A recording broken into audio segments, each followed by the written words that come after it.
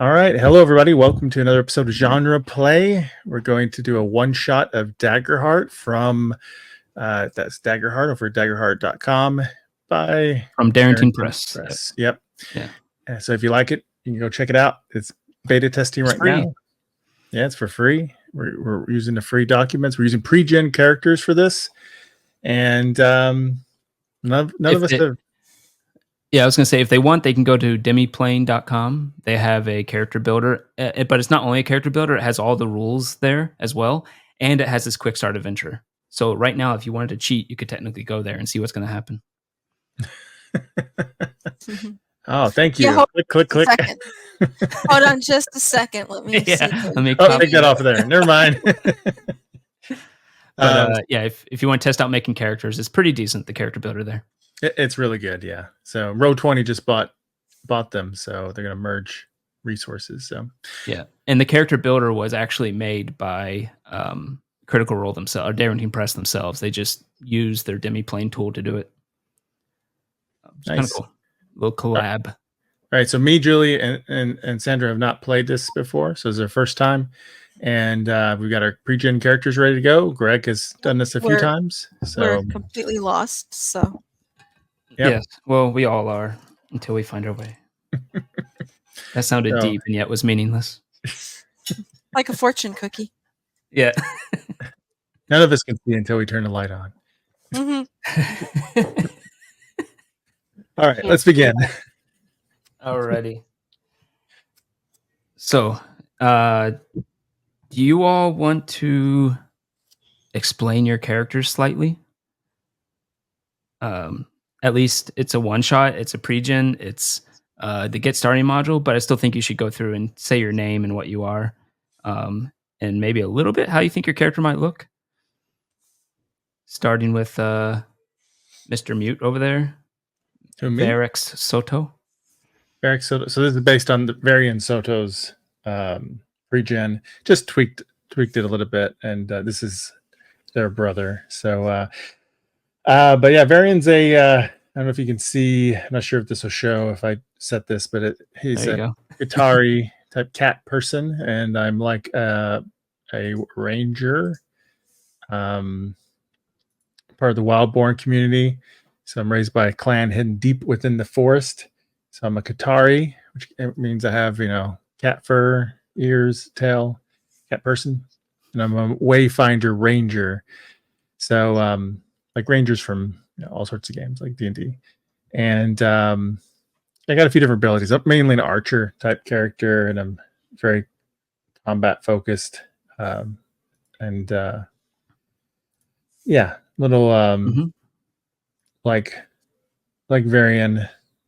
I'm a little, shoot first, ask questions later kind of thing, or at least very motivated to move forward. Yeah. I might be snorting catnip all the time. Who knows? You can actually take the quick start characters from Demiplane, and there's a copy button, so you can make them your own, kind of like Mark's did there. Yeah. So next up, we want to go with Kari Nix. I can bring up the picture of your character if you want for people. Oh yeah, thanks. I'm Kari Nix. I'm a Ridgeborn giant. So being from the Ridgeborn community, I've called the rocky peaks and sharp cliffs of the mountains home. And I am a very tall humanoid, obviously giant. I'm going with red hair. Red hair. It's black and white. It can be whatever you want. Why not? Nice. And green eyes. Is that picture a cyclops? Is there just one eye? Yeah, so a lot of giants in the system have just one eye or three eyes. It's up to you. Mine says 1, 2, 3. So it could be 1, 2, or 3. Yeah, it could be 1, 2, or 3. Yeah. I don't know if I want to do 2 or 3. Do 3. Go for it. 3? You'll see everything. Okay, I'll go with 3 eyes.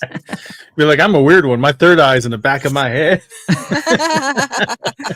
There could be worse places. And then you, Sandra, Marlowe Fairwind. Marlowe Fairwind. She is a royal mage, very well read. She comes from kind of a educated community, the Loreborn. She's an elf, and is a primal origin sorceress. So I think we can expect some interesting things from her. Sorceress that uses instinct instead of intellect, whatever. So, with that, we're about to learn a little bit more about Marlowe. Oh wait, it skips something. Hold on, I'll pull up the actual PDF that I had. So, Marlowe Fairwind, the right-hand sorcerer of King Imerus, has gathered her most trusted allies to carry an important package to Hush, a small village within the ancient forests of the Sablewood.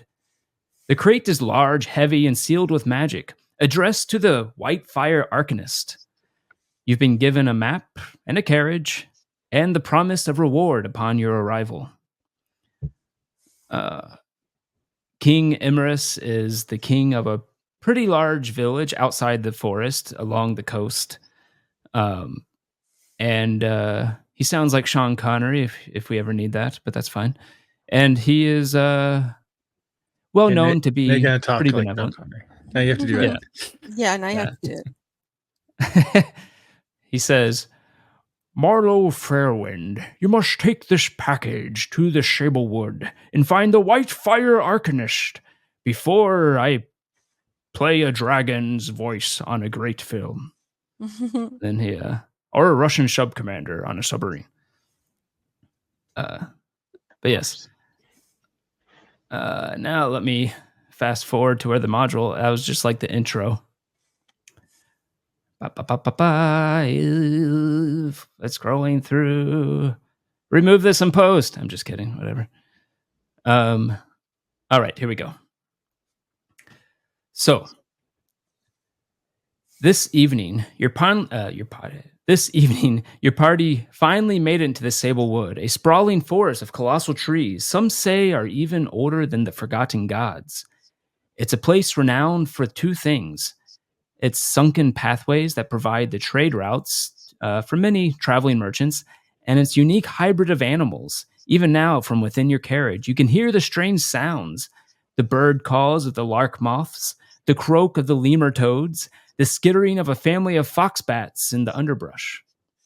One of you is driving the carriage. Who is it going to be? It could be anyone. Probably not the giant. I am the royal mage. I don't sully my hands. That's a good point. I guess I could. I was thinking about being shotgun so I can shoot my arrow and stuff. But sure, I can drive. There's unfortunately only enough room for it's like one of those smaller seats on the front where you can sit. There's only enough room for one person up there. Can the giant fit in the back? Yeah. The carriage's big enough. You just have to sit down. You can't stand in the back, obviously. And you're kind of a little hunched over. But yeah, it's comfortable enough for the giant. And this giants aren't like 12 feet tall. They're just more like 8-ish, something like that, 8, 9. But yeah. All right. You're going through the Sablewoods. You see the large ancient trees, some gnarled, stretching up to the sky, branches going out all directions, completely blocking out the sun in this area. And you realize it gets pretty dark under here, even at night. I mean, even during the day. As your steeds pull the carriage around a tight corner, one wheel lifting off the ground for a moment, clunking back, continuing on. You see an overturned merchant's cart lying sideways in the path before you, completely blocking the path. A scattering of fruits and vegetables litter the trail. From around the side of the carriage steps what appears to be a Strix wolf, a large creature with a body of a wolf and the face of an owl, and large wings adorning its back. It finishes chewing its meal, the hand of a dead merchant, as it stares at you. Curious, it turns its head, trying to judge whether you're friend or foe.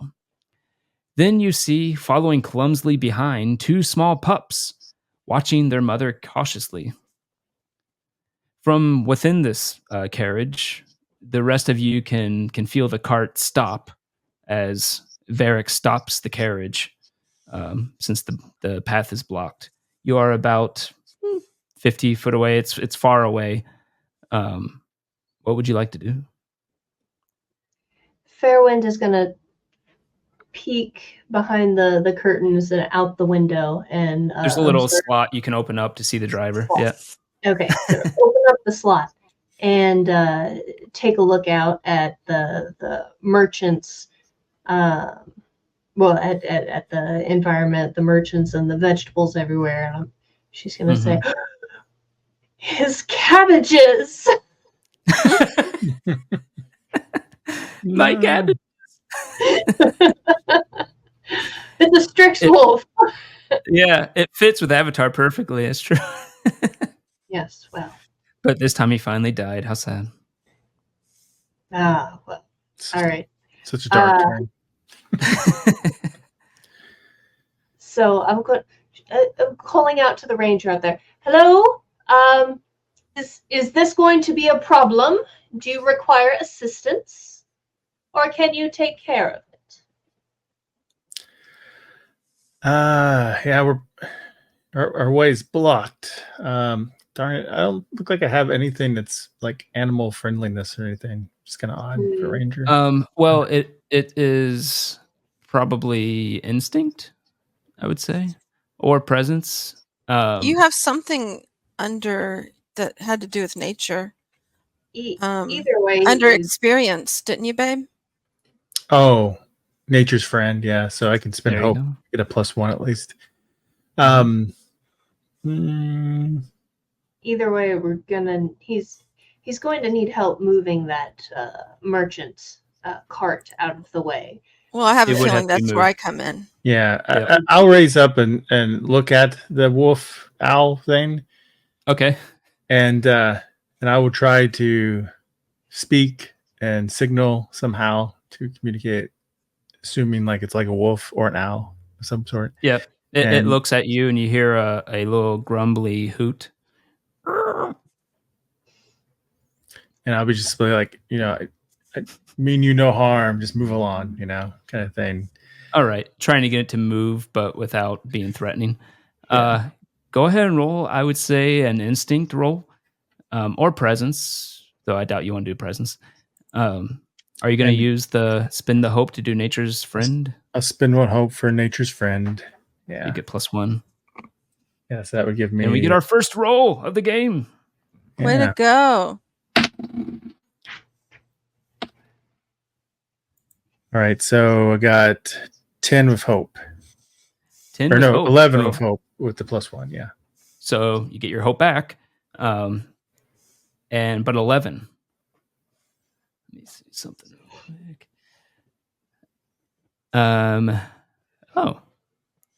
So it seems to acknowledge you to some degree. It looks back at its little pups. It makes another strange noise.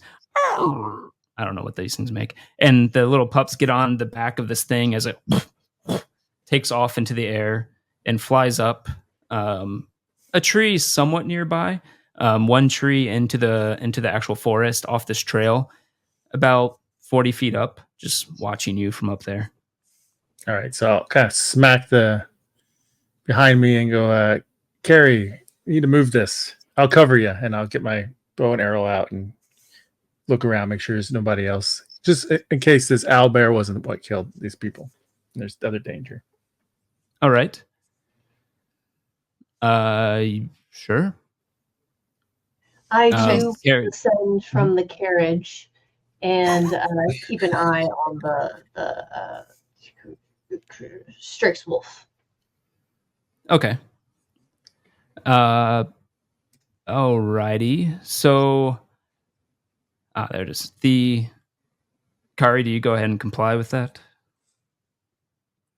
With jumping out and helping, yeah. Yeah. All right. For you, it'll probably be it should probably just be raw strength pushing this thing. Okay. So I just rolled a 9 with hope and a 4 with fear. So 9 plus 2 is 11 with hope. plus that you add both dice together. So oh, that's right. I'm sorry. So 13 plus 2, 15 is pretty good. You are. Can I it get takes you a another hope second. point? Oh yeah, you get another hope point, so you're at 3 hope, and you start to lift this thing, and you can start pushing it off. It's taking some time. Go ahead and roll a instinct Varix as you're looking out at the forest. Instinct. Yeah.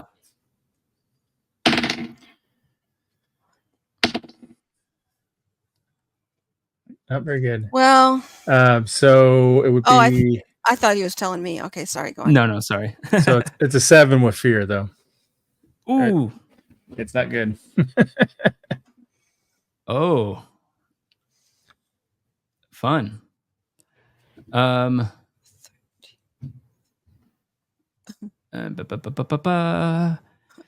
you're pushing the rolled cart,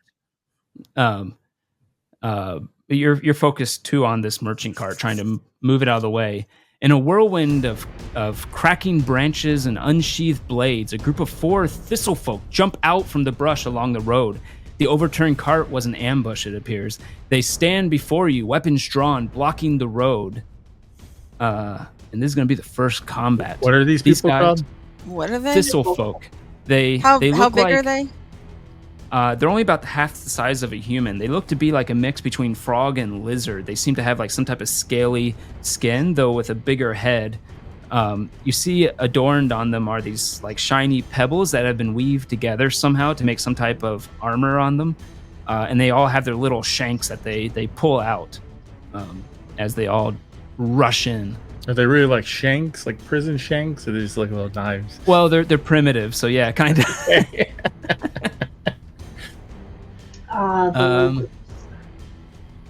Yep. And they are actually going to be closest to Kari, since the cart was supposed to be the ambush. And having the upper hand, the 3 thistlefolk rush you. They have a feature called ambush that lets them immediately go if they get the, what do you used to call it? If they get the surprise. Thank you. So they all move in, are going to try to hit Kari, and now we're going to see how this damage thresholds and armor slots are going to work. So 3 of them rush in. I need a d20. I actually use a d20, not 2 d12s. It's kind of weird how they use different ones for the GM. So first one attacks. Does a 4 hit your evasion score? Your evasion, My evasion is 6. So the first one, you see it coming, you dodge out of the way, actually. Oh my god, a 5. I'm rolling terrible. The second one also, you push the one of them in front of the other and it misses its attack. The last one, does a 3 hit your evasion? No. I rolled a 2, a 3, and a 4 on my D20. These are the 3 stooges of bandits. You push one out of the way, it falls over, and the other trips over. Well, never mind. We're not going to see how damage works. Oh, you will in a second. It'll just be them taking the damage. Well, the way combat works in this is there is no initiative, there is no order. Anybody who wants to go can go. Whenever you do an actual roll, it puts an action on what's called an action tracker. And for every action you do, I can also do an action. So that's how that kind of works. And if you fail at what you're trying to do, or you roll with fear, I can go immediately after you and spin those actions I got on the action tracker. So it'll become more obvious when we start doing it. But for now, all of you can, any of you, if you want to go, you can go if you have an idea of what you want to do. All right. I kind of don't want to attack them with my battle axe because I feel kind of bad. They seem like morons. You know what I mean? Just chop off the leg. It'll be okay. It just feels like I'm picking on some like. I don't want to do anything. I'm just saying it is a perfect situation for a whirlwind. Oh yeah, that's right. You whirlwind on them. Staff, and I'm gonna tap them. That's what my impromptu. You're just gonna do a basic zap. Yeah. So basic zap. basic zap. So go ahead and roll a what would that be? That would be instinct, 2d12 plus your instinct, and you have to hit them. Does hope or not hope matter on the attack? Yes. Okay, so I rolled an 8 with hope. 8 with hope, so you can go ahead and add an hope to your number of hope, which I think would put you at 3 now. Unfortunately, an 8 misses as you try to attack one with your staff. It goes wide and off to the side. And with that, one of the ambushers gets back up and tries to hit Kari again. Okay, I am going to have to hurt him after all. Does a 9 hit Kari? Yes. All right, so they do, when they actually do hit, they hit somewhat hard. They do 2d8 plus 1 physical damage. So, oh, wow, that's a good one. That's going to be, if I can do math in my head at all, that's going to be 13 damage to Kari. So I add that to the 7 I already had hit points? No. So what that is that's 13 damage coming in. Currently, that's within your major damage threshold, right? Because your major damage threshold is 10 or over. Right. So if you don't do anything, you'll take 2 hit point damage from this. Okay. Now you have 7 armor slots, and you can use stress instead of armor slots if you want to reduce that damage. So each time you use an armor slot, it reduces the damage by 6. So 13. How much does each stress? It's reduce 6. it by? It reduces by 6 every time. Both armor and stress. So you can, by 6? for you, yeah. Most people can only use armor slots. You can use either. And so if you wanted to spend 3 stress or 3 armor slots or some combination, Wait. you can actually reduce it all the way to 0 if you want. But she probably, how much damage was it? 13? 13. So if she spends 2 and gets it down to just 1 left, right? Her threshold, her minor threshold is like, what was it, 6 or something? 4. Or 4? 4. Yeah. So you won't. So you actually don't take any. So yeah, you can just spend 2 stress or armor slots. How many which one you stress wanna do I spend. have to begin with? I don't understand. You don't start with any stress. You can have up to 6 stress before it starts bleeding into hit point damage. Oh, So, okay. So I can use 2 stress.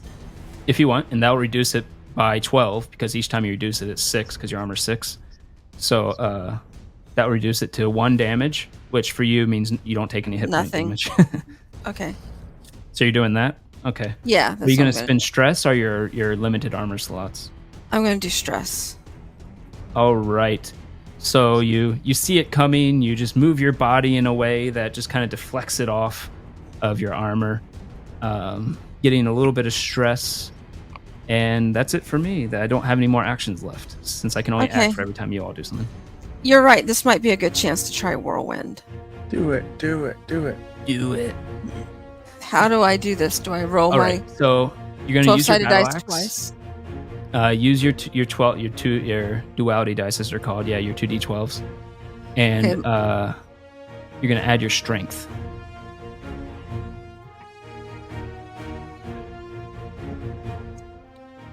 Where's my strength?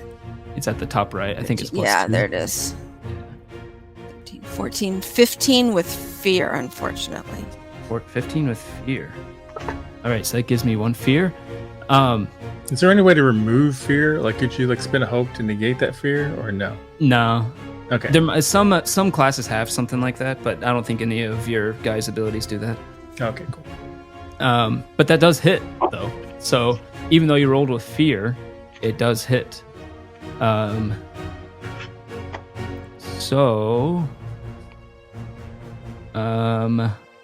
you need a 13 or above to hit. Yep, that hits. So go ahead and do the damage. The damage is 1d10 plus 3. Yep. 9. 9. Oh. 9. Bitte. So for them, 9 is just under severe. So 9 is a major, which means it's going to do 2 hit point damage to this one. Do you want to spin the hope to do whirlwind? Yes. All right. Well, they're all within. Here, Mark's going, do it. Yeah, they're all within very close from you, so you can spin the hope.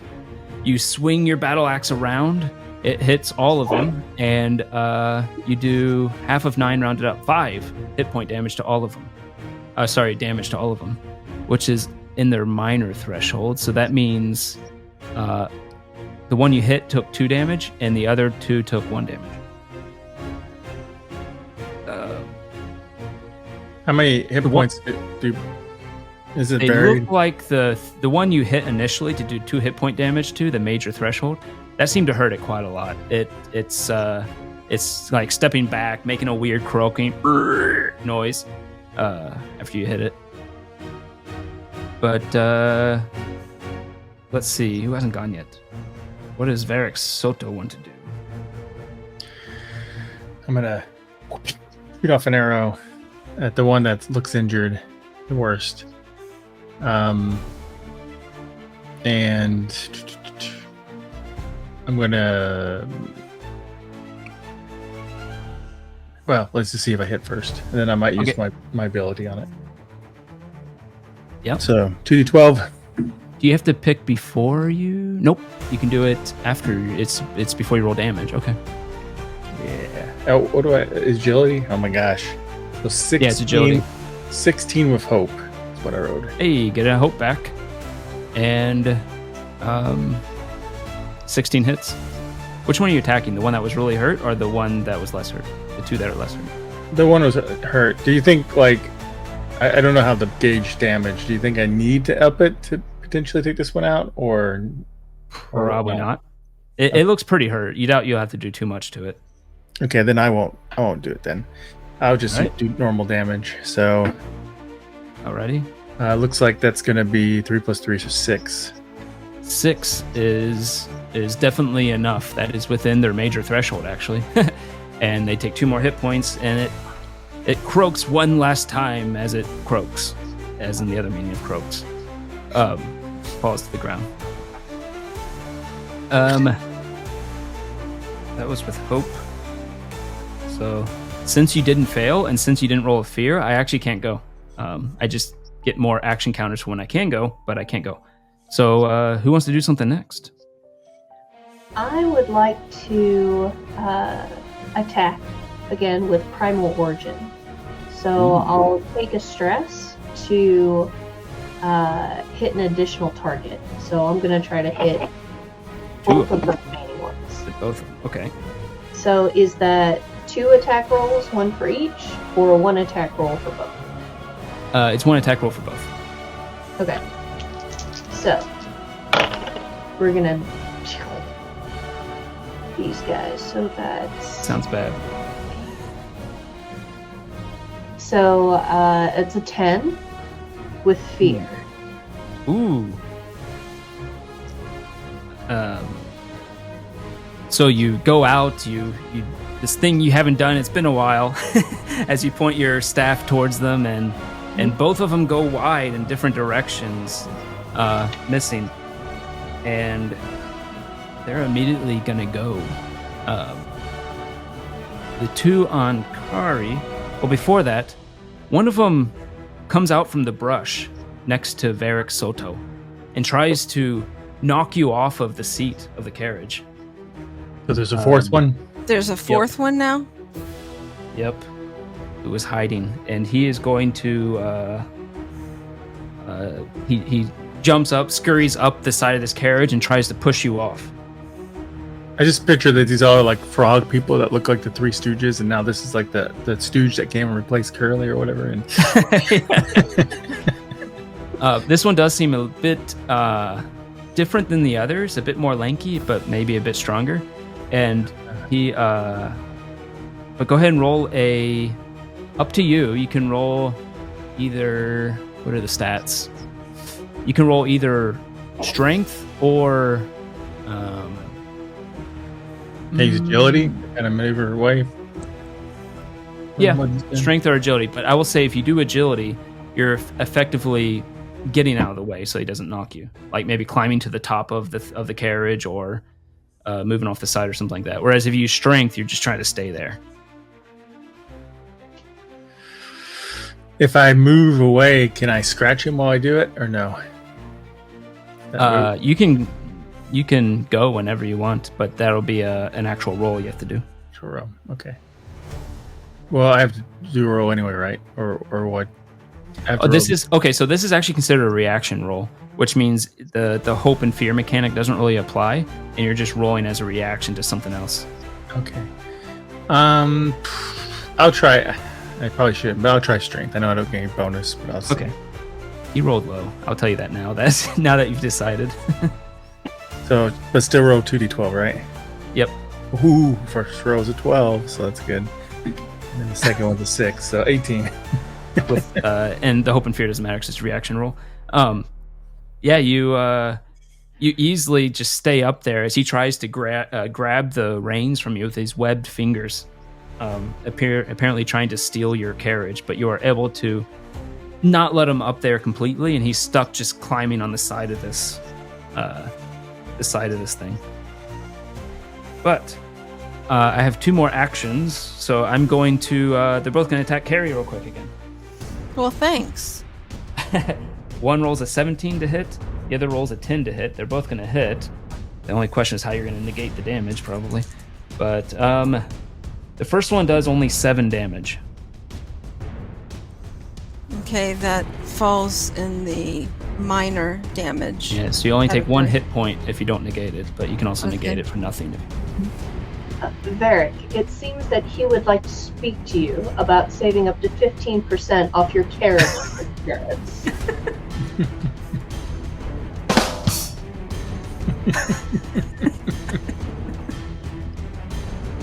You gonna spend an armor slot or a stress to reduce it by 6? I'm gonna do one more stress. Okay. So that takes it down to, what, 2? Which means you don't take any Which damage. means I don't take any The damage. second one attacks you for 10 damage, which is in your major right now if you don't do anything to it. I'm sorry, what'd it do? The second one also hit you for 10 damage. 10? Mm-hmm.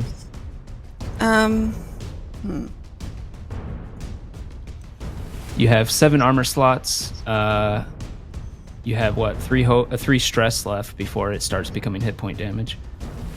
Hey, you might want to consider using some of your armor. Yeah, I'm thinking about using my armor. How long does it take to recover each type armor versus stress? I think during a short rest, which is like an hour, you can repair a D4 armor slots or something like that. As a long rest, you can repair all of it. What about stress? Same thing. Same thing, actually. Okay, so I'll go down to 6 armor. Okay, so you reduce it by 6, which takes it to 4.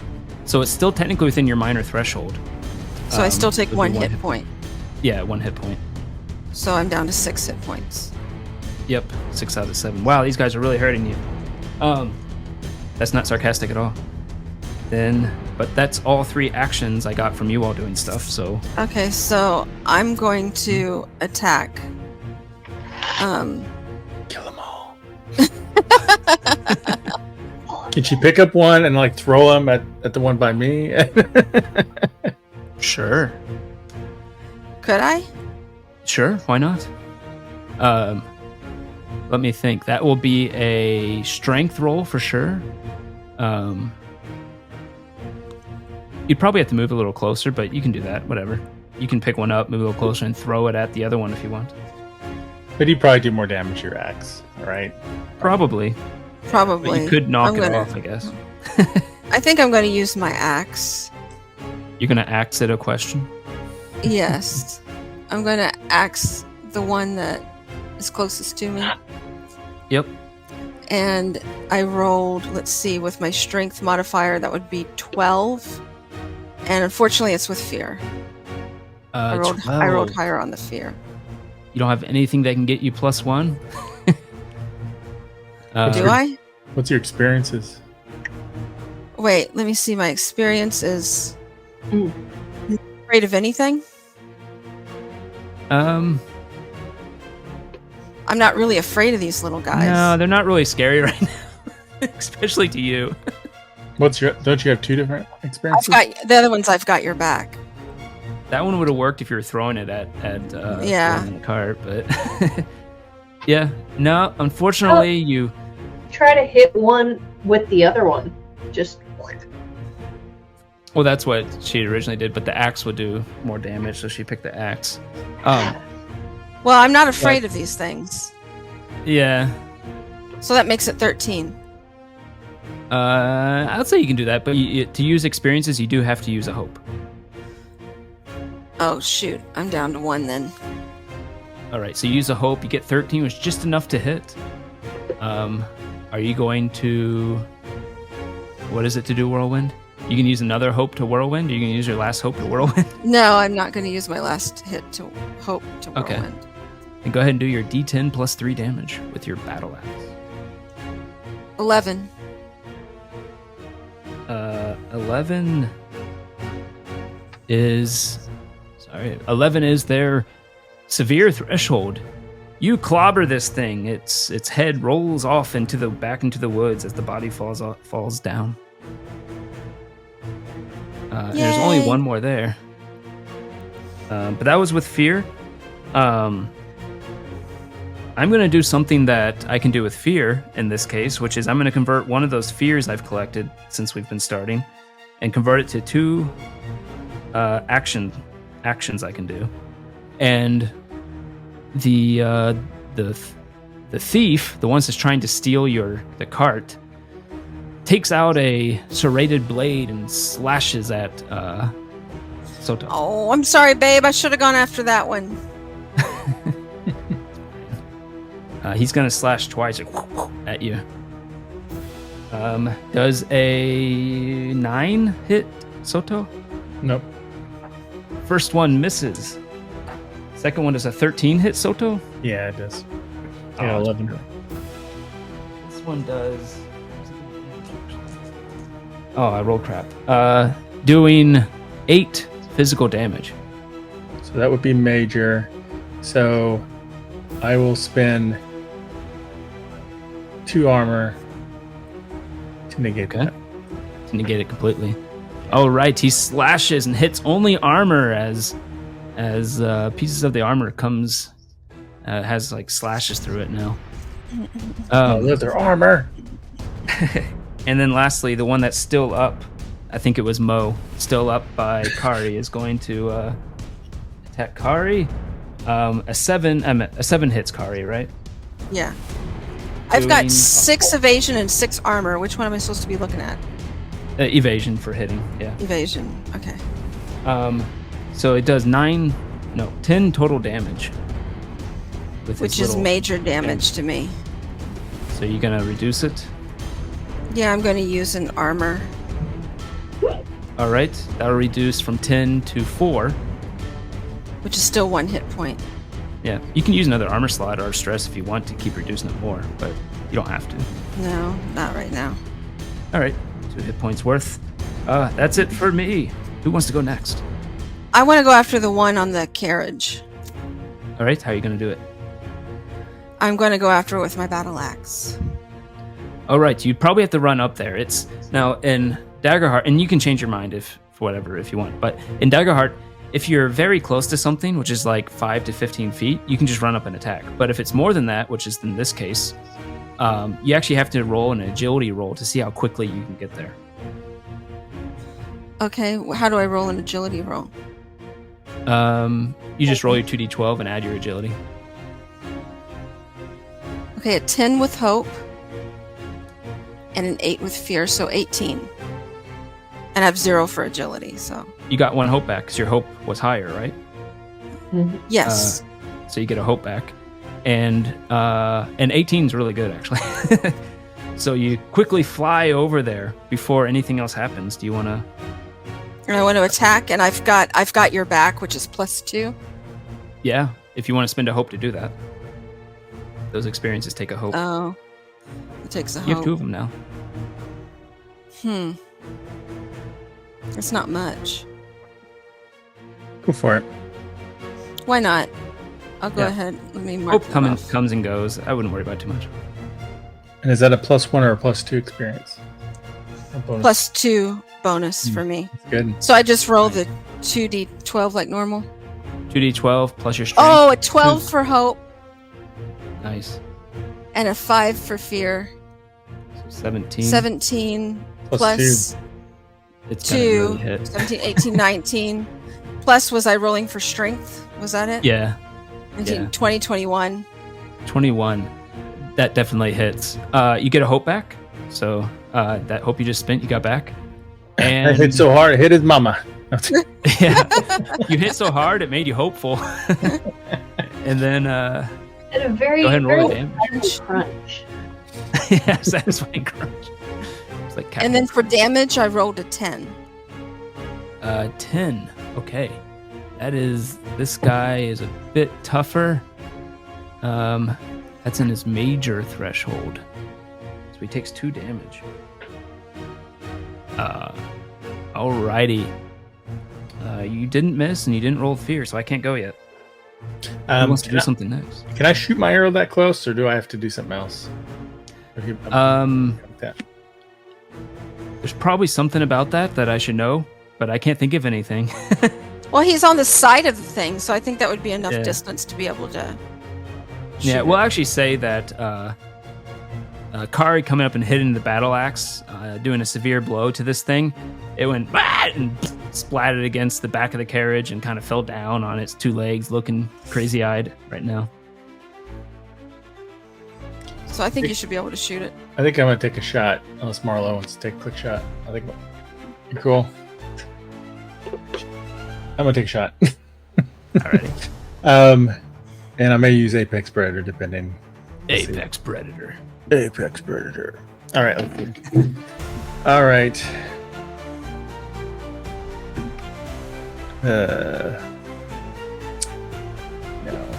I got hope, but I got 6. Well, I got agility, so 8 is my total. 8, unfortunately, definitely misses. This thing's pretty spryly as it's moving about. But since you missed, I can go ahead and go. And he's actually going to spend one of his actions to jump back up there and then try to stab at Varix again. Ooh, natural 20.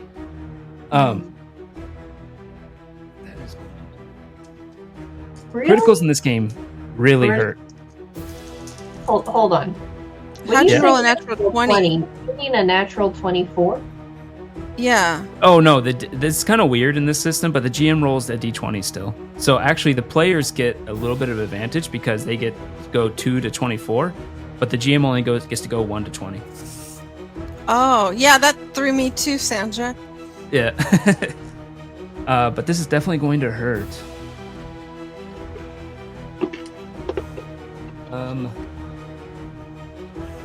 13. And 9, 22, 24 damage right now coming in Oh, at shit. Varix Soto.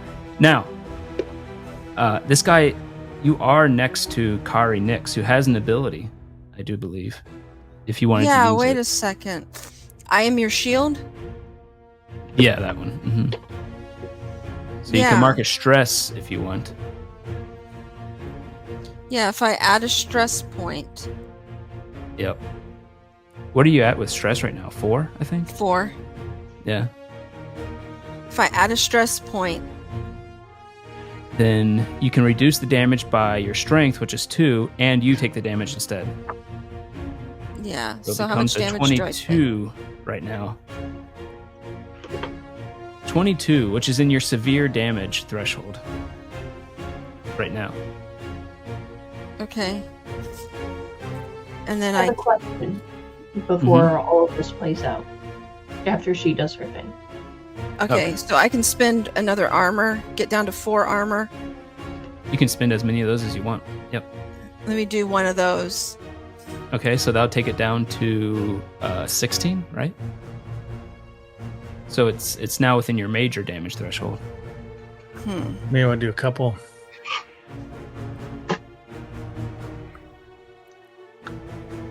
Yeah, then I'm just down to 3 though. I guess I'll do that. 3. All right. I'll do a couple armor. So how many did you spend altogether? Sorry. 2. 2? Okay, so 12 minus. So it's at 10 right now. It's still under major threshold technically, because 10 is your major threshold.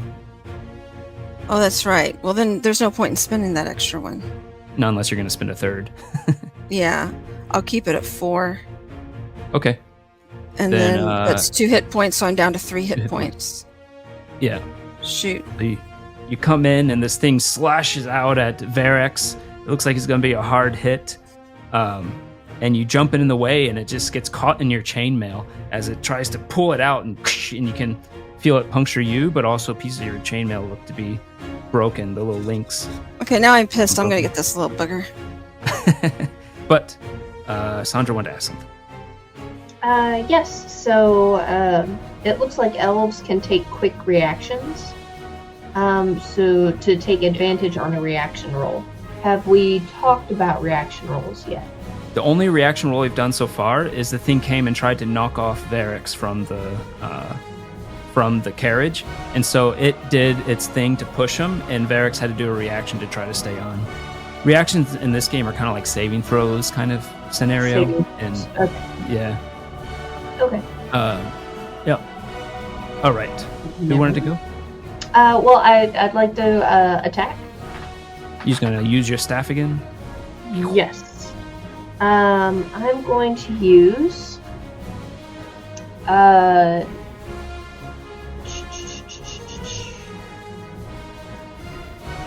I'm going to use Primal Origin again.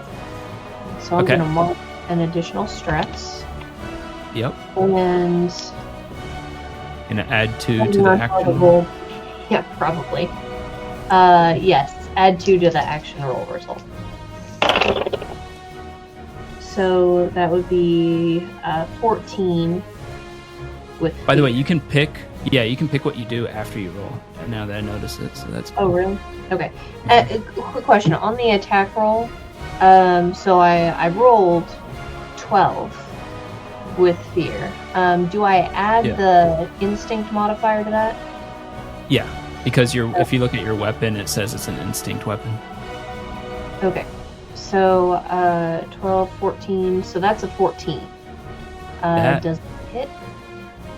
I think technically you need to decide what you do before I tell you if it hits. Okay. You have to use kind of spell or use a weapon. that Well, makes- then I'm going to add 2 to the action roll result. All right, so it's 16. That definitely hits. All right. It hits. So that means you do, what is it, 1d6 plus 3? 1d6 plus 3. So that would be 5 damage.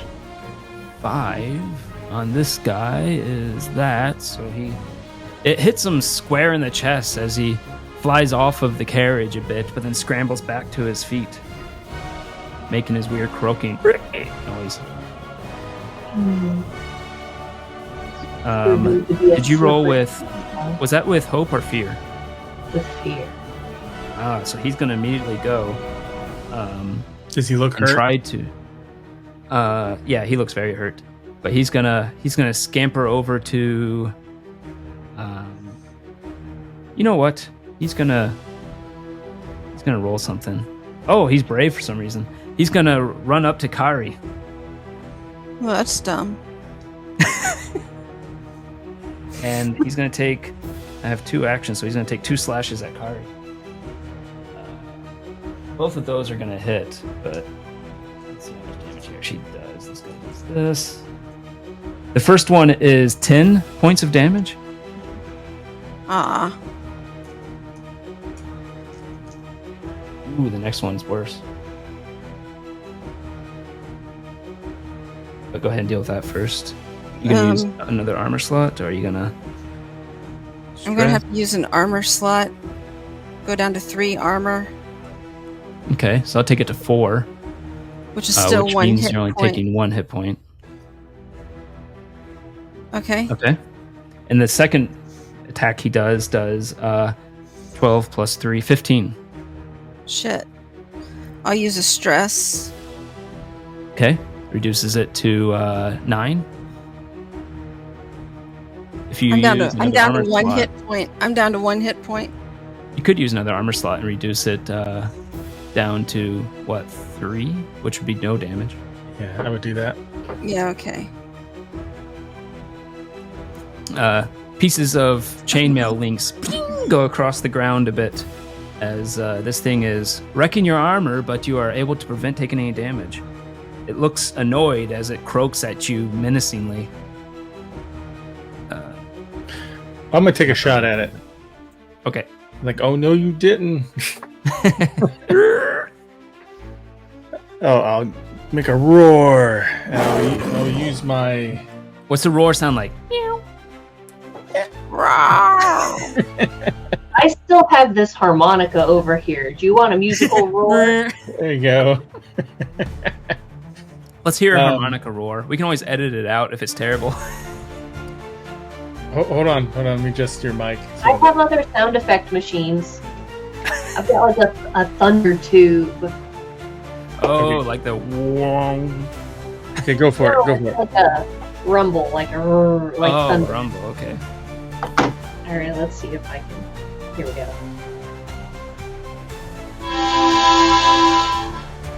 It wasn't that bad. Exactly how it sounds. I had a war wound, and they had to replace my throat a little bit. Sounds great. Yeah, and I'm gonna use my deadly aim experience. Spin a hope. Try to push that up a little bit. Definitely. All right. And come on. Oh, good. So, well, kind of. It was a fear though, but it did get. Oh well. Okay, maybe I overkilled that on that because that's agility. That's +4. Are you going to use that 22. stress to add more damage? Yeah. Use one stress to add more damage. So it's 22 to hit with fear. 22 definitely hits. I did mark the fear. And so it's going to be 2d6 +3 for damage. Let's see what we got.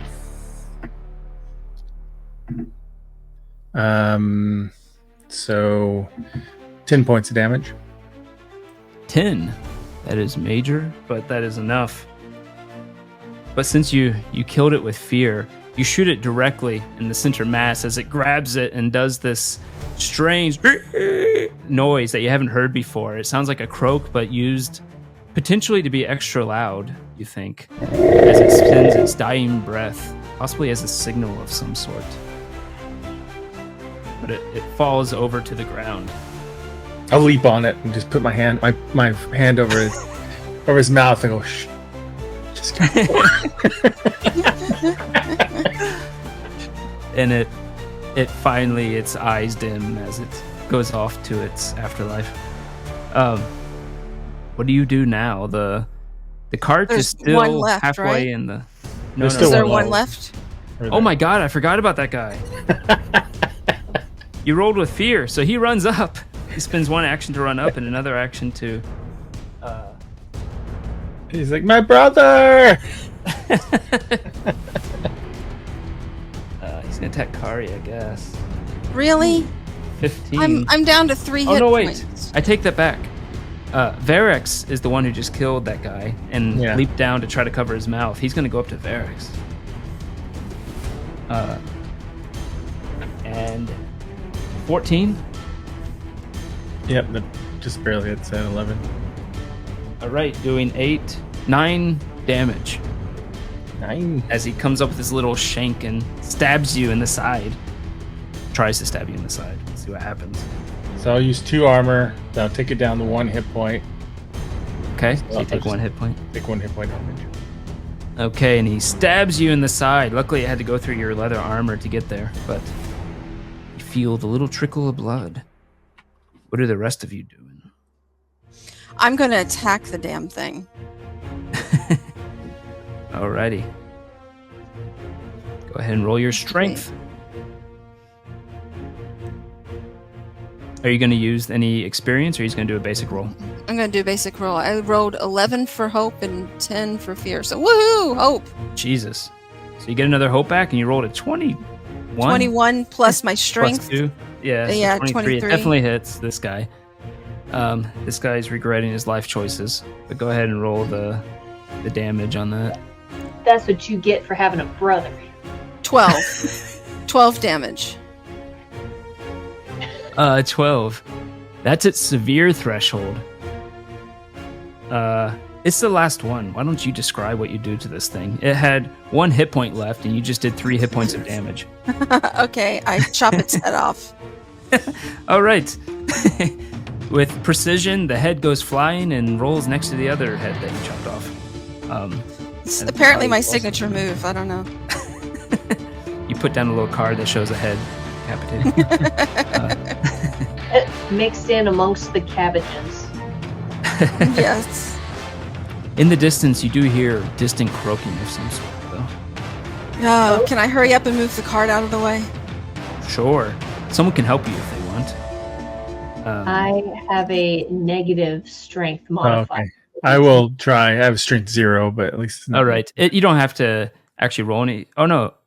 No, never mind. Yes, it is. So the way that group actions work is you can actually all use any ability or skill you have. If you sorry, I skipped ahead. First, you designate the main person, which in this case is going to be Kari Nix. And then the rest of you can do anything you want, use any skill you want. If you succeed on your roll, then it adds 1 to her final result. Okay, I rolled 17 with hope to move the card. Alrighty. So do any of you want to add anything with anything you might have? It doesn't have to be strength. It could be whatever you want. Marks? Can use agility. How? I'm mobility and stuff, and I tell you finesse. what, I'm going to use finesse, like a control roll to make.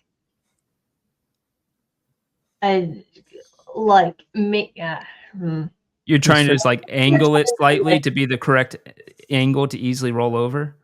Right. Yeah. Right. Okay. Like, All right. gonna pretend to help. Like, oh yes, just right here. You're doing fine. You're doing fine, love. All right. So I'll give you a choice. That can be presence if you're just trying to like get her to do better, or it can be finesse if you're actually trying to finesse it slightly to be able to roll at a better angle. I would even say knowledge would work if you want to do that too, but up to you. Whichever one you got the better number for. Where's presence? I don't see presence. It's right next to instinct. It goes finesse, instinct, presence, knowledge. Oh yeah. Okay. All right. Yeah. Sure. We'll do Okay, that. you're gonna do presence. You're giving it a little pep, like you can do it. You get keep cheerio, darling. You're doing doing an excellent job. Yes, just boom and boom. Yes, the king's Now- finest right here. Interesting enough, all of these rolls that are done, these are not only the Kari's roll is an actual real roll. All these other rolls are considered reaction rolls because you don't actually do the hope fear mechanic with them. So technically, it is considered a reaction roll if you wanted to use your ability on it. But it might be kind of a waste. I don't know. I did okay. It's 13. Yeah, that's probably fine. Or, That no, would wait. give +1. So you're at 18 total right now. Okay. Does Varix want to try anything, or is he just gonna sit back and watch? No, I can help. You gonna do? Finesse or instinct. I'm not sure how he'll do instinct, but you could probably finesse it. Try to move things around on the card to try to make it turn easier and Okay. finesse it in a good direction. Ooh, Easier, I rolled so more amazing. easily. I wish I had been something more for combat. Okay. I thought you were sarcastic. I know, me too. Now I wrote a 10 and a 12. Oh So, wow, 22 yeah, plus your finesse. Plus my finesse, which is like was that 1 or something? Yeah, it's enough. You get another +1, so you're at 19 total, I think, on actually moving it, which is it's enough. You're able to quickly move the thing. You start to lift. You do a good heave, and Soto comes up and just kind of turns a little bit to make it roll over easier. As Marlo in the background's going, you can do it. Excellent. Very straight. And you're able to get out of the way pretty quickly. Okay, let's hurry up and get back in the carriage and take off. All right. As you ride forward, you suddenly hear up in the sky, montage music starts as you go through a montage going through the forest on your way to the village of Hush. Anything special you want to do as part of the montage? Nope. Just ride fast through the forest. Oh, right.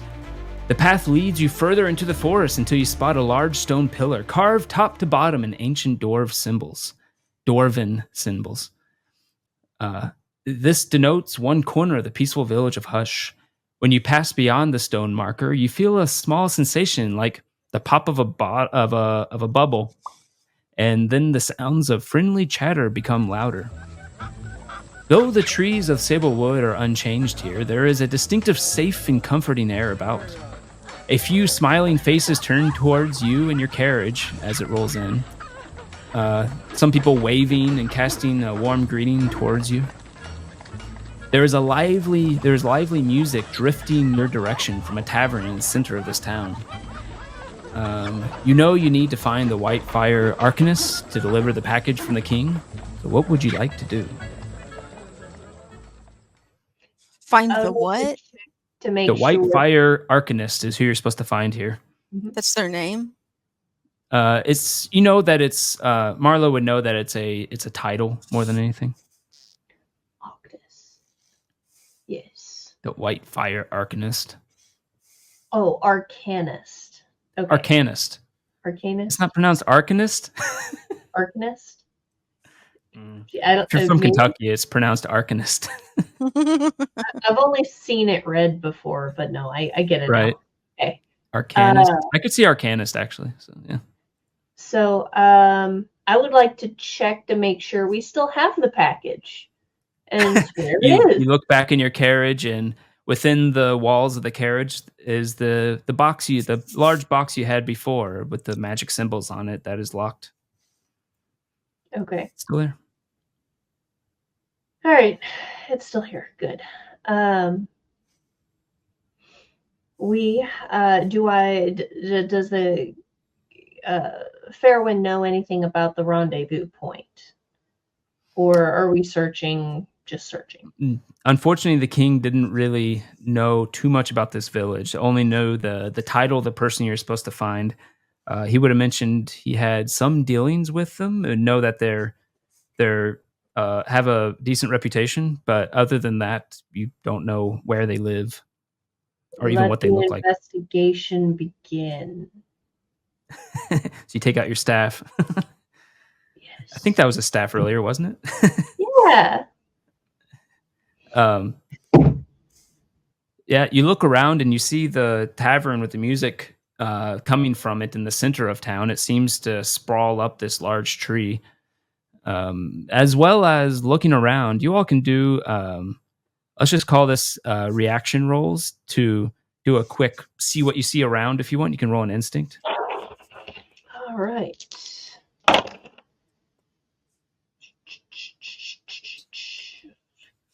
Finally, 22. 22 is a lot. 16. Oh, perception. 16 is pretty good. I had 10. 10's not great. Varix, this is your type of music. This is like the music you've been waiting for. You can't get it off your mind. As Kari and Marlo, you see two people. One of them's heading towards the tavern, this squat female dwarf with these mutton chops holding a big keg of ale. However, Marlo, you see also, these are just people of note that don't look like just typical villagers or something. Also, Marlo, you see climbing up a tree pretty deftly a small little creature that skimpers across a branch, climbs down a little rope and does something with his fingers to light a little lantern, and then climbs back up the rope and skitters about, going to another lantern before kind of just jumping down the side of the tree and plopping on the ground, walking towards another tree. It's the only really two things that stand out. The rest of the village seems to just be basic villagers, some come and going from the tavern. So the being or the creature, whatever it is, what does it look like? Is it like a miniature humanoid, or is it like a creature? It's like a small, strange looking human, if you had to put words to it. What color are the flames? Are they white? Looking at the flames, they look to be normal fire type flames. Okay. Well, I'm going to stroll over and introduce myself. As you get close to him, you can say he is a short, squat person. He seems to have leather, tight-fitting, but easily movable jerkin of some sort. And he looks to be... You can't really gauge his age. You think he looks small, but then you think you might just be saying that because he's short. Young, but you might just be saying that because he's short. And but the thing that stands out about him is he seems to have extremely large, curious eyes. And which creature is this again? It's a little small human guy. It seemed to be skimpering up trees and lighting lanterns and stuff. That's the one that was lighting things. Okay. Mm-hmm. All right. So I would like to introduce myself. Hello. Ho there. Hello. What can I do for you? Well, my companions and I, we are visitors here, and we have some business to conduct in town. I am... Really? What's life like outside this village? I've never been. There's a lot of life to be seen outside of this village. I am the king's royal mage, and I've seen many different types of life out here. The king? Is that like king of another forest? And king of many forests. Wow. But so what can I do for you? We would need some help. Maybe locating somebody here in town. Maybe you have met them before. We're looking for the White Flame Arcanist. Oh, White Fire Arcanist. I don't really know where she lives. I think it's out around the edge of town, I think. There's actually a guy I know who's a personal friend of hers. His. I think it's a him. That totally wasn't Greg for getting the module for a second. Yeah, you can... There's a, you know what a clank is? You're from the city. You know what a clank is. It's like a machine-like person, half human, half arcanely, not half human. It's like an arcane contraption that has gained sentience. And he says, "There's a clank in the tavern over there. His name's Haythorn Fives. You should totally speak to him. I think he knows where he is, where the White Fire Arcanist is." Mr. Fives. All right. Well, thank you very much. What was your name, sir? Oh, my name's Fidget. Fidget. Well, it has been an absolute pleasure meeting you, Fidget. Thank you so much for your time. Oh, no problem. May the fire always light in your heart until it goes out. As he walks off somewhere. Okay. That was productive, albeit a little creepy. The flame in our heart goes out. Oh.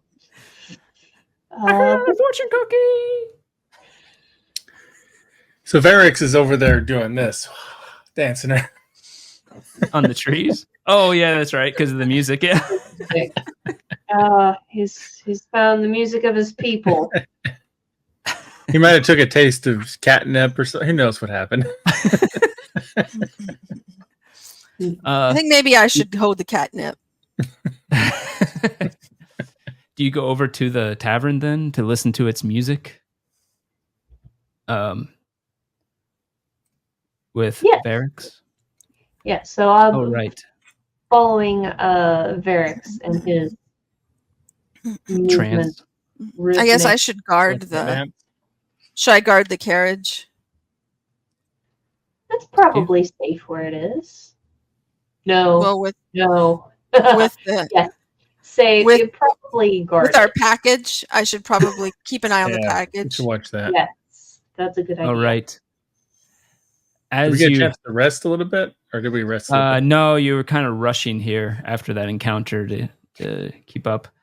But the Clover Tavern is a sight to behold, with 6 curving stories climbing the trunk of this ancient tree.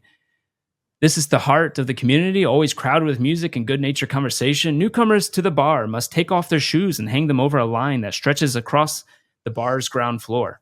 Inevitably, by the time the visitors leave, their shoes will be shined and filled with small trinkets. Why am I saying this as part of the narrative? That's not weird. That's weird. As you enter, what would you like to do? I don't wear shoes, so that's okay. No shoes. Not a Can we person. say retroactively too? Just I have a stamina potion. Could I have given that to Carrie before I left? Sure. Who's gonna guard? Okay. I if think. you want, Let me see if Carrie has one. Carrie Yeah. has a stamina potion too. Actually, you start with one. I If you do? use Where that was that? potion, it's under inventory, which is like on the right side, midway down. Oh, It gives 1d4 stress back if you wanted to use it. Mm. let me find my D4. It's probably a good idea. I actually forgot those were there, so good I on you. did too. I didn't realize it was there at all. Yeah, Is that the one that looks like Um, a pyramid? Yeah, a pyramid. Yeah.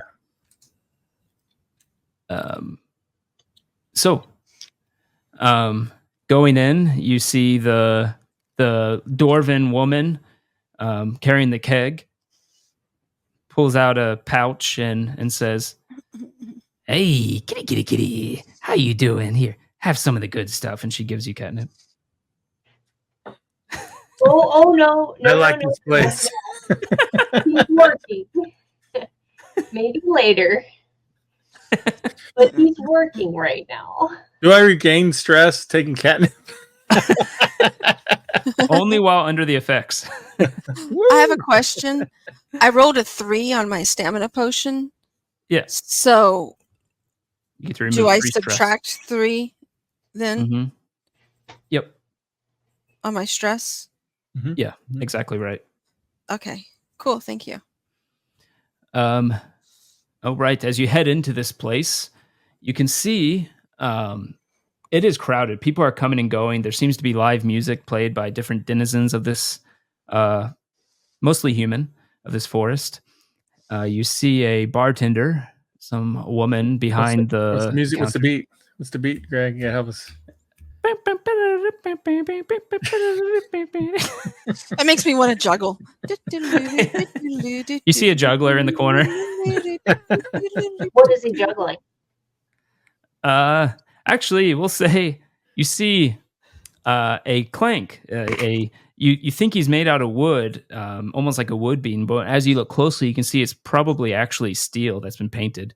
And he's over there juggling what seems to be 3 cups, like little wooden cups, and he puts them all down on top of a single ball, and people watch as he mixes them up, playing a game.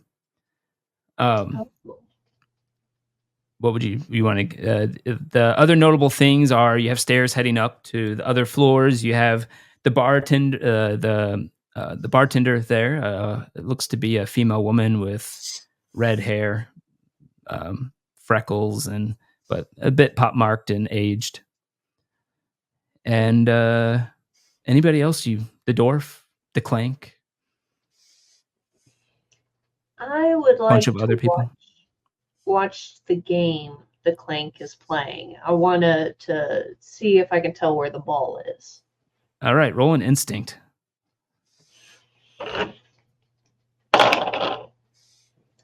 That would be a 11 with hope. So you get a hope back, and 11. You watch it for a while. You see his go back and forth. You think you know where the ball went under his cups that he's moving around. Mm-hmm. You see a human guy, a younger guy. He goes, "Yeah, I think it's that one. I know it's that one," and he points at one. You don't agree, but he lifts it up, and there's no ball there. And he goes, "Oh, darn it!" Ooh. Okay. And he puts down a vial of this black substance. The clank picks it up and goes, "Good, sir. Thank you very much." And he takes it and chomps it. He opens it and drinks it. Then he starts again. Someone else. He says, Come one, come all. Who else would like to play the game of bowls? I would like to look at the ball a little bit more closely. Okay. What is the ball made of? The ball looks to be wood, from what you can tell. Okay. You can hear it kind of knock as it hits the bowls as he swishes it around a bit.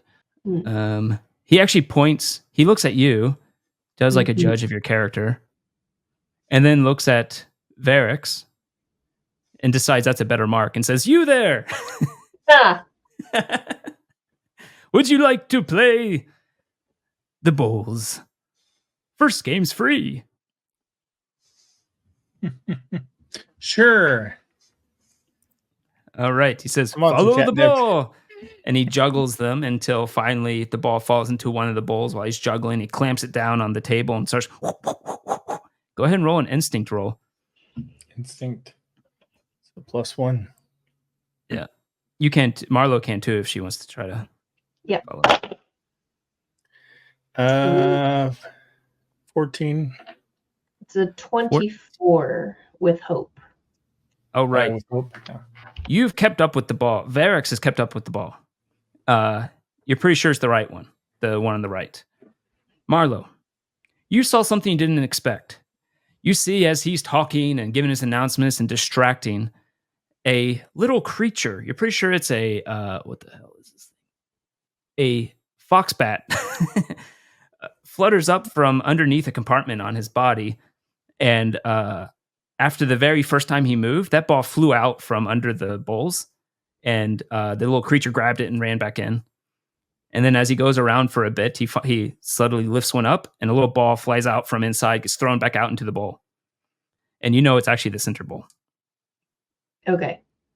But So I'm going Eric's is like to- in the middle of about ready to select the right bowl. So Unless I'm gonna put my hand on his arm, stay his hand a little bit, Yeah. and What is this? An interruption? I'm What's gonna going on? Stay tuned to find out. so I'm gonna look at him Mm-hmm. and like in a way so that the clang can only see like the profile of my face.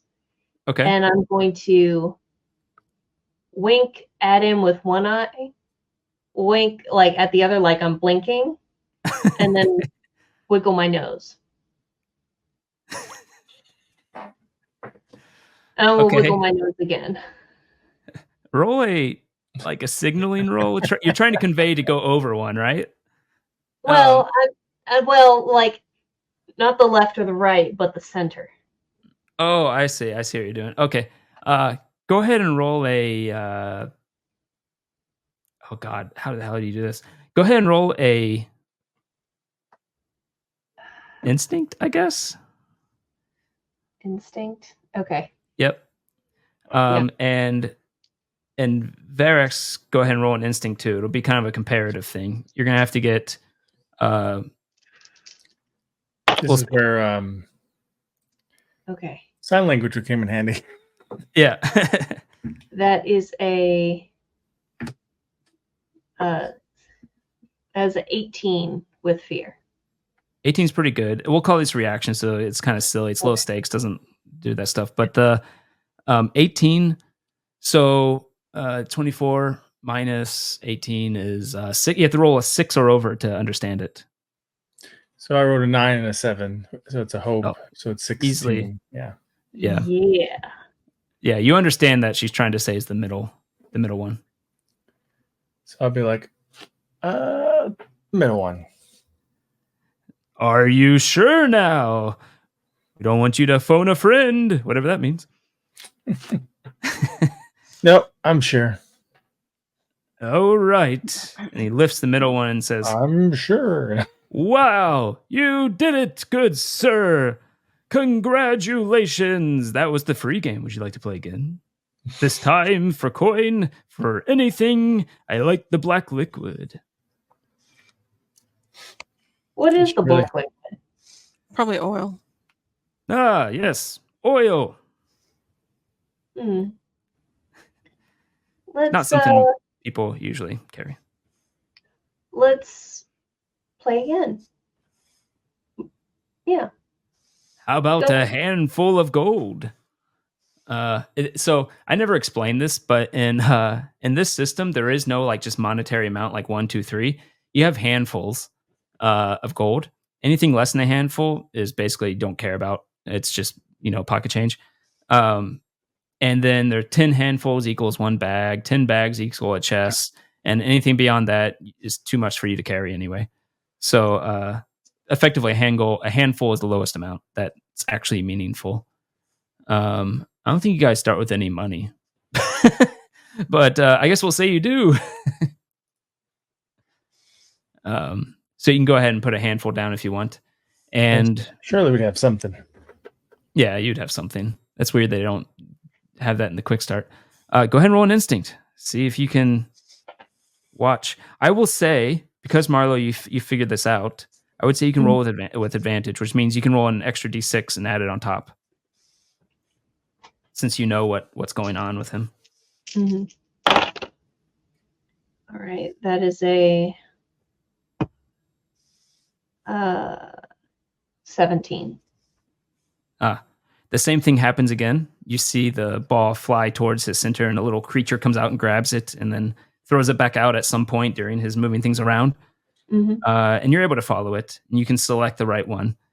And he says, "Amazing! Stupendous! Wow! Well, you win!" And he takes out a handful of gold and puts it on top of your handful, and you have 2 handfuls of gold. And he says, "Well, move along." Well, one moment, sir. We're not actually interested in gold.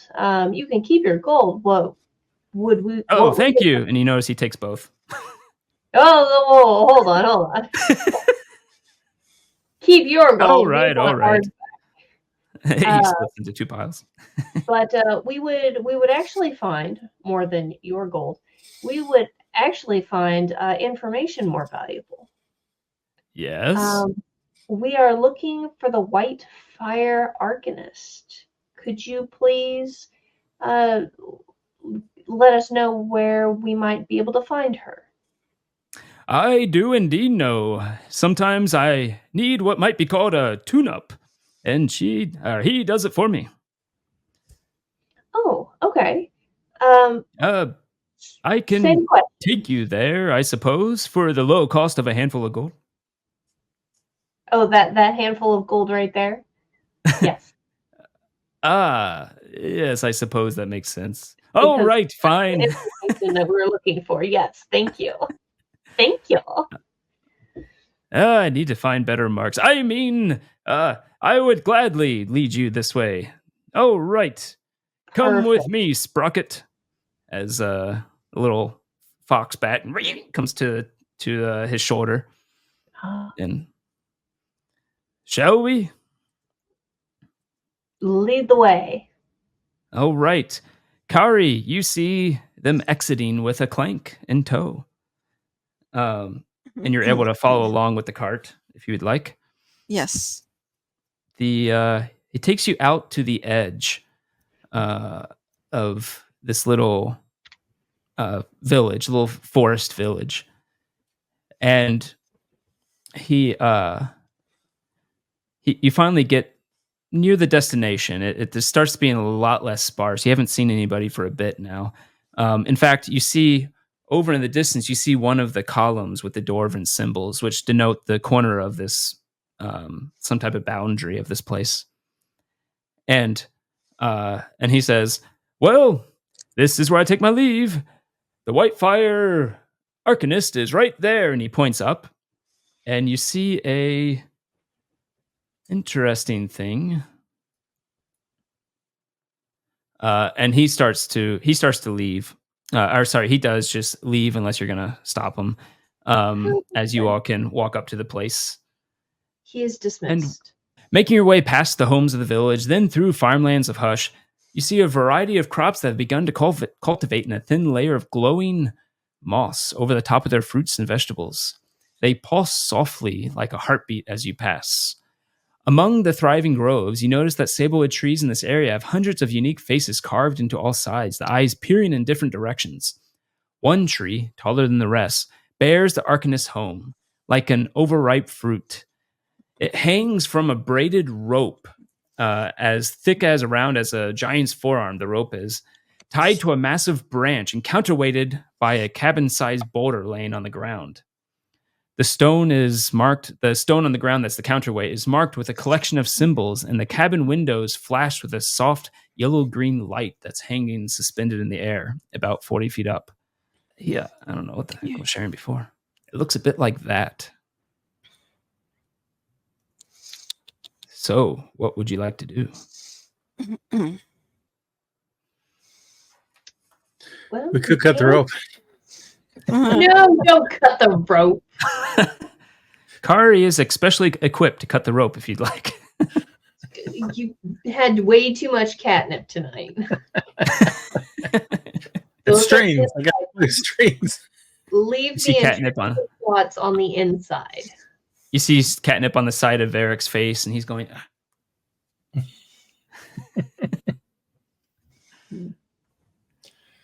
I mean, otherwise, I guess we can climb up there.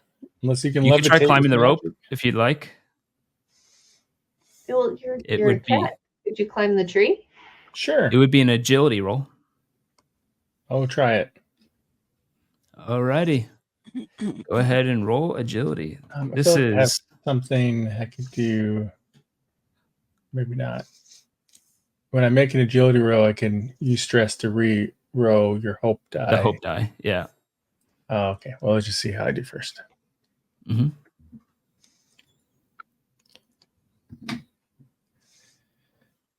So, how about I do that with stress? Because I wrote a 4 and 11, so the 4 is pretty low. Oh, So, that's the hope die? Yeah, you might want to yeah, use that stress. And 11's good. yeah. It's still going to be fear, but it's higher. So it's it's 6 points this time. So it's 6 plus 11 17 plus your. Okay. plus my agility. Yeah, so it's Yeah. 2 plus 2 more. So Okay. You're able to climb up that rope. As you get higher and higher on the rope, this is the fear, right? mhm. But I succeeded, right? So Yeah, you still succeeded. You go up there and you see the Arcanist. He seems to be a shade of purple, a mix of humanoid and firefly that you can tell. Probably a pretty tall person, but it's hard to tell because he's sitting in a chair. And you can tell he is probably a fairy race. Fairies in Daggerheart are kind of like more bug-like than traditional fairies, I guess. And the place looks cluttered at first, and you realize it's kind of like a managed clutter. Like things belong where they are, but it's still very full of crap. And you see the person, the Arcanist, just sitting in a chair reading a book, it looks like. Little candlelight flickering. You can call out if you'd like. And because we're supposed to deliver this to him, right? This person. yep. Yeah, I'll call out or tap on the window if I'm close enough. We'll do that.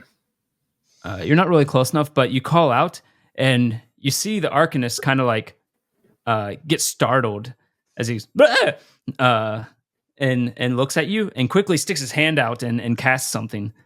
And you feel your fingers no longer have this is the fear portion of what you rolled. Your fingers no longer have a grip on it, as though grease was cast on your hands, and you start flying down this thing. Do any of you want to do anything, or are you going to leave it to Soto to deal with this? I don't think there is anything I can do. Can we just holler from the ground? Do you want to try Sure. to catch him? You could try catching him too as he's falling down the rope. Yeah, I can catch him. All right. Go ahead and roll a. For this, agility or strength? Agility or strength? I guess strength. Strength. Okay. Quick question. The magic that I have, is it only for combat? Or can I use my magic to do other things? I think you can use it for other things. Let me look at here. Like, is there like a prestidigitation or mage hand application? Oh, I see what you're saying. Because all I see are the. I think there is, but your first level, and it's not one of those things they selected. It's one of those you could have selected that as part of character creation, but these are pre-gen and they didn't. So Okay. Yeah, like there's a lot of domain cards are called, like basically your spells for you, and they'll have like 3 different abilities listed on one card, and one of them was basically prestidig. I can never say that word. Prestidigitation. Yes, that one. Yeah. The one with needlessly too many consonants. I can only catch falling things with my rain of blades. And let's not do that. No, I'm catching him. I rolled, there, caught him. What'd you roll? I rolled an 18 with fear. Ooh, that's good. With fear. Yeah, unfortunately. So you do catch him on his way down. And Soto has had so much catnip, he's not really stressed by it. But you having to jump up and do this, I'll say, does give you one stress that you'll have to mark off. Kari will give Kari a stress as part of the fear, realizing that he almost crashed into a rock. I would have landed on my feet with broken legs. Yeah. But yeah, it's apparently very common in this game when you roll a fear to get a stress. Ooh. Ow. I have a kitten clawing my leg. Quit it. See ya. Speaking of, is that what happened with Kari and Varix just now? Yeah, that's how she lost one. Hey, that's excellent. Oh, I lost a stress. I gained a stress point. Yeah. Gained a stress. Yeah, but the she's trying to get the cord of my headphones, and she's clawing my leg as she's getting the cord. She's pretty hyper. She's the wild child. Yeah. The door of this place up in the air opens up, and you see this purplish carapace with antenna and a staff with a big glowing purple crystal on the end of it. And this guy comes out and says, "What are you doing?" Hello. My name is Marlo Fairwind. I am the royal mage and emissary of our king. We have a delivery for you. Well, why didn't you just start with such a pronunciation? No, proclamation. That's the word. And you see the guy just takes a staff, wiggles it around a bit, and a bit of the slack rope at the top of the tree starts to unslacken, whatever that word is, and the tree, his whole cabin starts to descend down. It finally gets to the ground, and he says, "So tell me, where is this package?" And you can tell now that you're closer, he looks kind of old. It's hard to tell he's a fairy because you're probably not too used to them. But Marlo and the rest of anybody from the city would have seen a few of them, and you can tell he's a little bit cracked on the carapace in places, a little bit frayed. You know that he's a bit of an older fairy. Okay. Show me this package that hence been delivered. He seems to use words stupidly, but of course, sir. Right this way.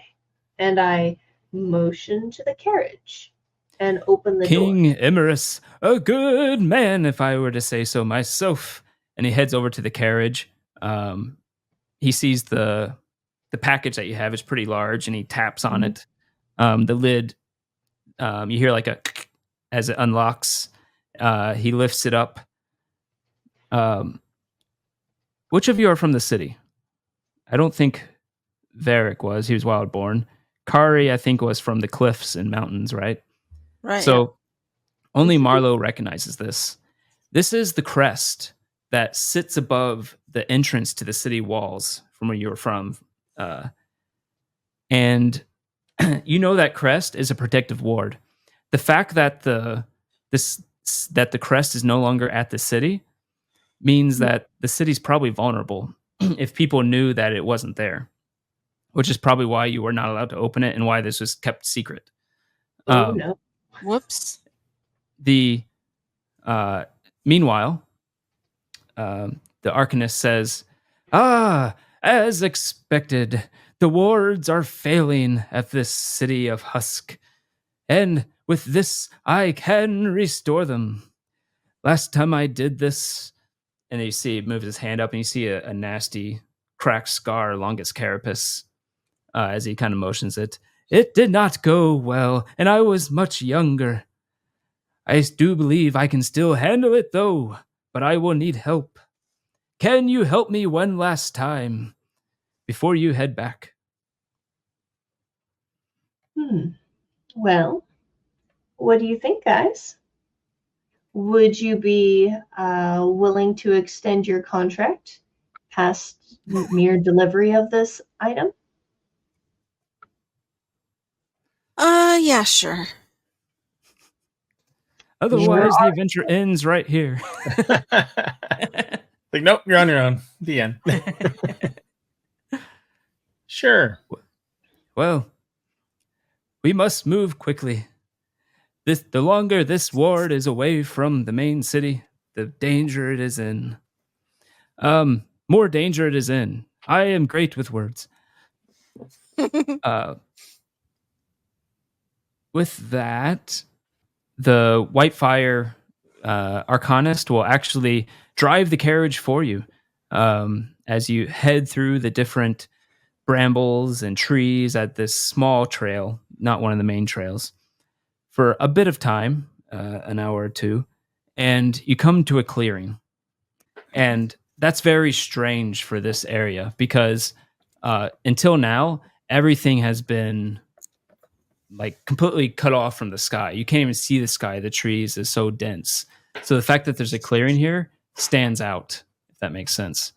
Your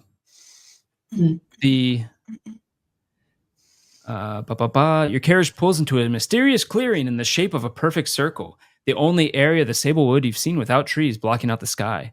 And the Arcanist will tell you, this is the open veil. It has certain magics that are a conduit for what must be done. And he'll continue. Unfortunately, this power of the forgotten gods, it comes with consequences. You must protect me while I summon the energy and the magic to restore the what is it? Wards. The wards of Husk. Thank you. But you must give me time. And he actually goes into the carriage and breaks out the walls a bit so that the walls of the carriage open up a bit, allowing a bit of a platform on the carriage. He opens up the chest with the crest and he starts humming some stuff. And he'll tell you, this will take about an hour. Do what you must do. Have a look around. And then everything will start. Like a short rest? Like a short rest. So Okay. I wanted to go through a short rest here so we can see what that's like. During a short rest, you can pick 2 things from a list. You can do 2 of these. You can tend to your wounds, in which you restore a d4 hit points. You can also tend to the wounds of an ally instead. You can clear stress, which clears a d4 stress. You just blow off steam. You can repair your armor, a d4 armor. You can also repair someone else's armor.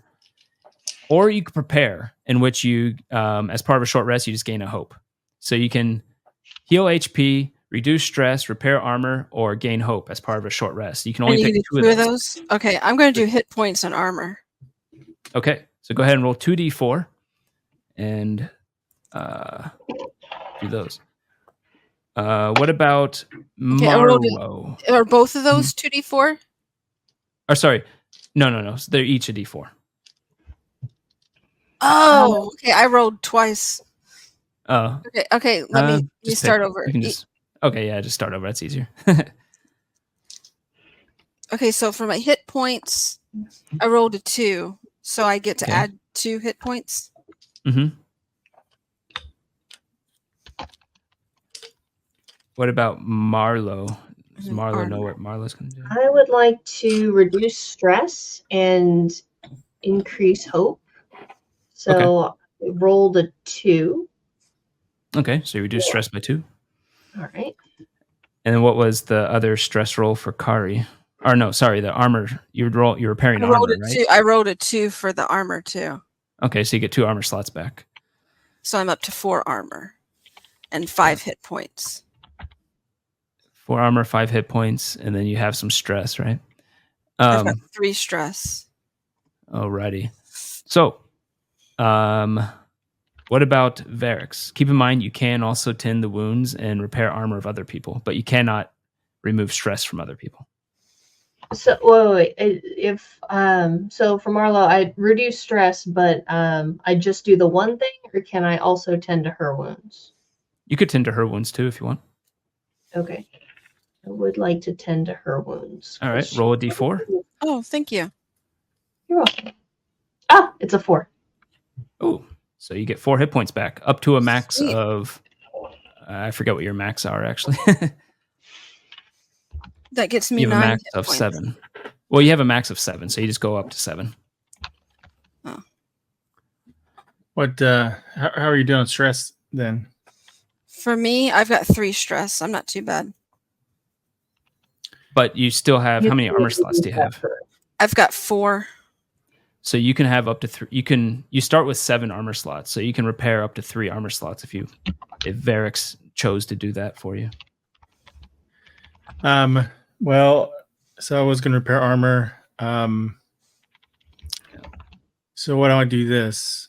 I rolled a 4 and a 2. So let me use the 4 for Julie's armor and then 2 for my armor. Is that cool? Okay. So you repair your own armor and Kari's armor. Yeah. Makes sense. Thank you. So you're back up to 7 armor slots on Kari. Thank you, guys. I took a beating during that. It's kind of what your class is made to do, though. Yeah. That's why I did it.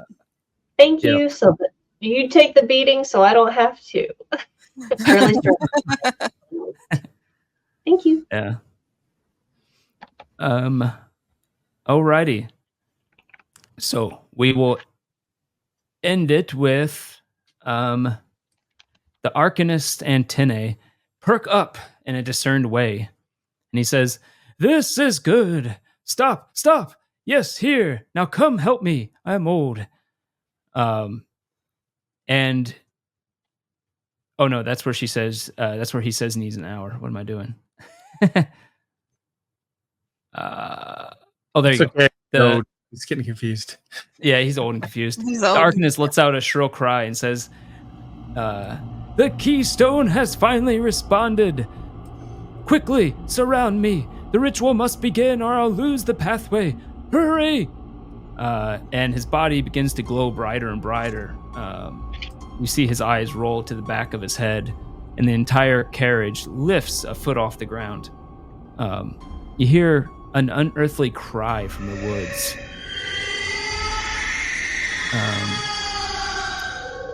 Suddenly, you see from the ground, it sprouts out at like almost a flash as these 4 skeletons materialize from beneath the ground. Their bones just poke right out and form into like a smallish skeleton. Seems to be ancient. And at the same time, off in the distance at the tree line, you hear like this nope, you don't hear that. You hear a as these wraiths of some sort come out of the forest. They look partially incorporeal, pretty large, with long spindly arms and fingers. And that's where we'll stop until we have to have a backup game again. Alrighty. All right. Thank you. Yeah, thanks. Oh, also, as part of this, because it's a mechanic, a countdown die is used, and it starts at the value of 8. And so next time we'll see how that countdown die applies to this combat. But it's kind of an interesting mechanic where they like these countdowns or count ups, and they don't really tell you what it's counting down or up to until you find out. So it's a interesting mystery, I guess, even though it's kind of like purely mechanic. Blades in the dark, but a little different. Yeah, but we'll stop it there. All right. What did you guys think of Daggerheart? Goods, positives, negatives? Rules light, but makes sense. Yeah, it's definitely lighter than 5e. But yeah, it's interesting. It's not like Powered by Apocalypse light, but yeah. I wish my scratch could do damage too. Just do vulnerable. I feel like I waste a whole move. Yeah, if I just do that seems kind of wasted. But I can actually give feedback of that to them. Yeah, they have surveys. What does it say? Maybe I read it wrong. Hold on. You can make an agility roll to scratch a target in melee range. Assess that. Yeah, I don't know. I think so. Granted, with this system, scratch means something. Yeah, with this system, you can scratch someone and then immediately attack them too. It's 2 rolls, which means you might be giving me 2 actions by doing it, right? But you could do it one after another. There's nothing saying that you have to each take 1 action at a time. Yeah, but if I roll fear, doesn't that trigger a potential counterattack right then? So it won't interrupt my move. It would, yeah. Or if you miss. Yeah. That's why it's like, I mean, it's great. I get an advantage, but I don't know if it's really great enough to risk it. Yeah, I kind of agree. It seems weird. Like it should at least do like a D4 or something, maybe damage. D4 it doesn't do any damage at all. No, it just makes it so they're easier to hit, which is kind of weird. I don't know. Like maybe if it does a D4 plus make them vulnerable, maybe that works better because then you're doing less damage by doing it, but you're getting the extra effect of everyone can hit the person easier. It's a D4. I mean, even if I hit with a D4, it's gonna only do minor damage. Yeah. Unless and if the big strong creature might not even do minor damage, right? So yeah, or wear down armor. Depends. Depends what you make the plus on it. Maybe D4 plus 2 or something. But I don't know. Or you could have it scale with proficiency. Because if you notice above your weapons, active weapons, there's right under it there's a proficiency, and you only have 1 because you're level 1. But as you level up, that proficiency goes up, and every time it goes up, you do another dice of damage. So you go from 1d10 to 2d10 to 3d10 as proficiency goes up. So maybe if you make it scale with claws, 1d4, 2d4, 3d4 with proficiency. Oh my gosh! So like my bow is like 3d6 plus whatever. If I was level 3 or something. Damage scales very fast in this. Yeah. Wow. I think I don't know if I gave it to you all, but there's I don't even have it up. There's each, just like Powered by Apocalypse, each time you level up, each class has its own like level up chart of what you can increase and stuff. But every time you level up, you always get something, right? I want that one. So if I look at the Ranger, for instance, actually, let me share my screen just so you can see what I'm seeing, because it might be interesting. Here. So that's really small, isn't it? Yeah. Yep. Right here. So increase it. So levels 2 to 4, you can see each time you level up, you take an additional experience, so you can just get another experience, make up whatever you want, and your proficiency increases +1. So every time you level up between levels 2 and 4, your proficiency goes up 1. So it goes up pretty high. It actually seems overpowered. Hold on. Am I not reading that right? No, I'm reading it right. Okay, whatever. So, and then you get to pick between all these options. When it says take an additional experience, is that like you get to boost the stats of one that's already there, or is there a list of experiences somewhere that we could choose from? They have suggested ones that you can pick if you want, but that experience is supposed to be completely open-ended. So you could just be like, Well, I learned a bit about gambling, right? So I'm going to get experience called, Gambler or something like that. And now you could get a new experience called Gambler with +1. Okay. So you completely make it up off the top of your head. As long as it's not, it just can't do two things. It can't affect every roll, obviously. Yeah. It has to be something not so major. And it can't give you an ability you didn't already have. It can only enhance things you can do. Okay. But since everyone can gamble, you can obviously. But then you can increase 2 experiences by +1, so you could have a +3 on your best one. Yeah. So then you can also pick this, because I believe you get to pick how many of these? When you level up, recording, and then choose 2. So you get to pick 2 of these every time you level. So you can increase 2 experiences by +1. Wow. That seems like it's scale really fast. Yeah. Is there 10 levels only in this game? Yeah, it's only 10 levels. Mm-hmm. And when you go to when you hit level 5, you can actually multi-class too. You can see it here. So you can pick an additional class for your character.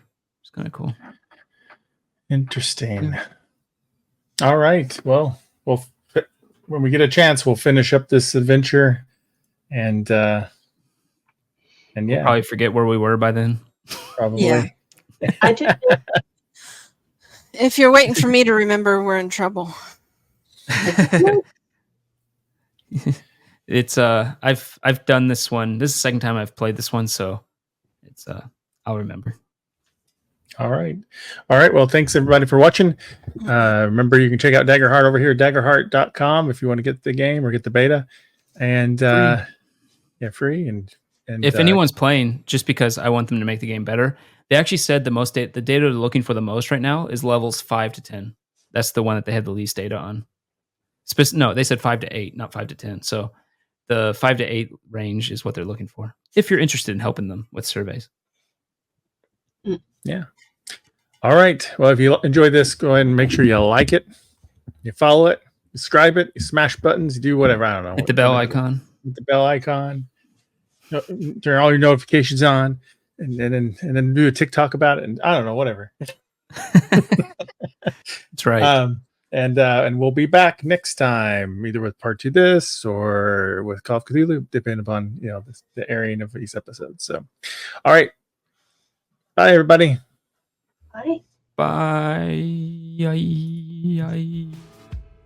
When the dice roll high, we touch the sky. But when they crash, it's a belly laugh. Genre play, lighting the way. Our tales unleash the wild rampage. Through horror's veil, we will not fail. In fantasy's realm, we take the helm. Our legend grows, never tame. Genre play, let's start the